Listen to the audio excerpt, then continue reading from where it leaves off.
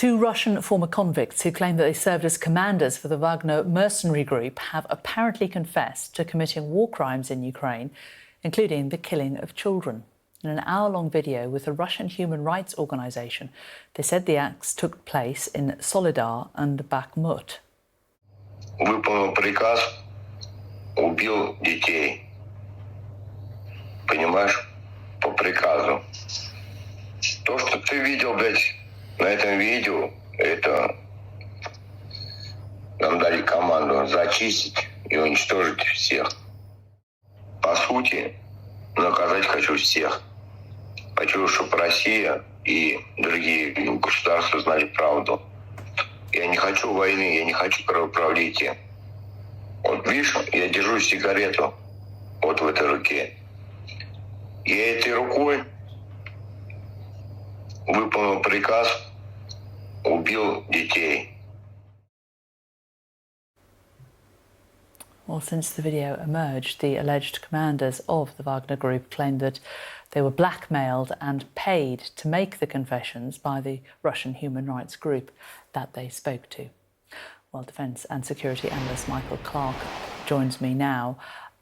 It's desperately murky and it's desperately upsetting, isn't it, Michael? It's about a propaganda war with both sides making claims and counterclaims. What's your take on it? Yes, Jane. I mean, certainly what they say, these two characters, Savichev and Uldarov, what they say certainly seems plausible, and it accords with what we know happened in Soledar and Bakhmut. Whether the particular things they say cross-reference to particular incidents, we don't yet know, although we may find out. But it is more curious as to wonder why are they saying it now? They've not been taken prisoners, so they wouldn't necessarily be saying things to please the Ukrainians. They're not outside Russia, they're inside Russia, making apparently confessions of war crimes to a human rights organisation. What do they want? I mean, you know, are they trying to be big names? Are they trying to be celebrities in some way? That's a strange thing to do. Do you believe they've been blackmailed by a human rights group? That's very hard to imagine. And what they are confessing to are war crimes. And the point is, if they were convicts working for Wagner, they do have very powerful mitigation, because in Wagner's playbook, if you're a convict and you disobey an order, they will shoot you out of hand. They always said that, and they've done it. And that's powerful mitigation, but it doesn't wipe out the war crime. The mitigation can be as powerful as you like. The war crime is a war crime, and that means almost certainly, on the basis of what they've said, they will be indicted by the International Criminal Court, which means that in 123 countries around the world, they would be arrested if they were known to be there, if they turned up on holiday any time in the next 30 or 40 years. So they probably now can't leave Russia.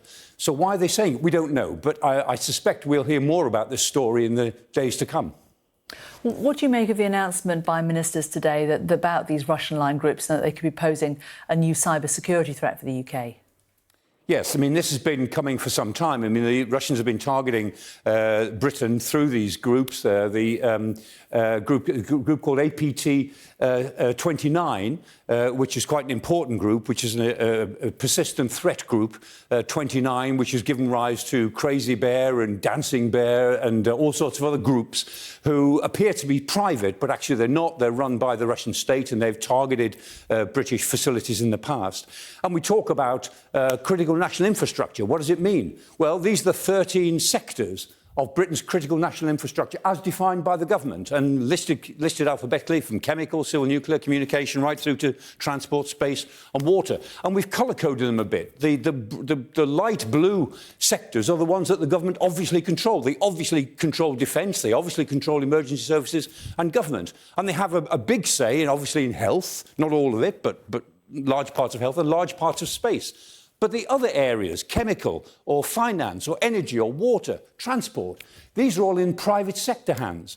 And so the government can control some parts of the critical national infrastructure, but they have to just try to influence the other parts. And what I think the government were doing today was, in a sense, opening up a new campaign to influence the parts of the CNI structure that they don't control to behave in a way that's more vigilant about the threats which are undoubtedly coming down the line of cyber disruption. Turning to the latest on the ground in Ukraine, what's the latest there? Yes, well, in Ukraine, we're all waiting for the big offensive, the spring offensive that the Ukrainians are believed to conduct, but we all always look at the weather. It's going to be wet for the next 2 weeks in the areas that we're interested in, and that means that the Ukrainians almost certainly won't go until the ground is a bit more dry for their armoured forces. So I think this probably means that nothing much will happen in the next 10 days to 2 weeks, but after that, a lot will happen, and a lot of that, what will happen will depend on what happens at Ramstein. On Friday this week, the allies who are supplying Ukraine, more than 50 different countries, will meet for one of their regular meetings at the Ramstein air base in Germany, the American air base, and there they will discuss what the Ukrainians need. And what we know they need, more than anything else at the moment, is probably air defence missiles. They say they haven't got enough. They say it's desperate. And believe me, they will not want to start their offensive until they can control the skies above their ground forces. That will be the critical issue, which will be being discussed, I suspect, on Friday.